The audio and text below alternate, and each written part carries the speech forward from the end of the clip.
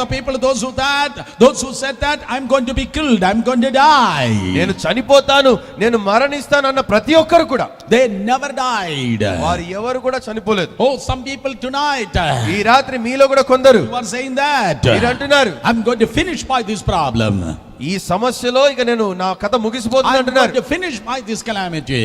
ఈ కష్టంలోనే నా కథ ముగిసిపోతుంది అంటున్నారు. One day, because of the hectic responsibility over the people of God, Moses said, దేవుని ప్రజల విషయమైనటువంటి ఒక చాలా బలమైనటువంటి భారమును బట్టి ఒకానొక దినాన మోషే ఏమన్నాడంటే, Lord, am I am I give birth to these people? ప్రభువా, వీరందరినీ నేనా అయ్యా కనింది అని అడుగుతున్నాడు. Kill me, Lord. చంపై ప్రభువా నన్ను. Oh, this responsibility is huge. అయ్యా ఈ బాధ్యత చాలా పెద్దది, నా వల్ల అవ్వట్లేదు అన్నాడు. I am unable to bear this responsibility. ఈ బాధ్యతను నేను భరించలేకపోతున్నాను అన్నాడు. Kill me, Lord. నన్ను చంపై ప్రభువా అన్నాడు. That man of God, Moses was praying for death.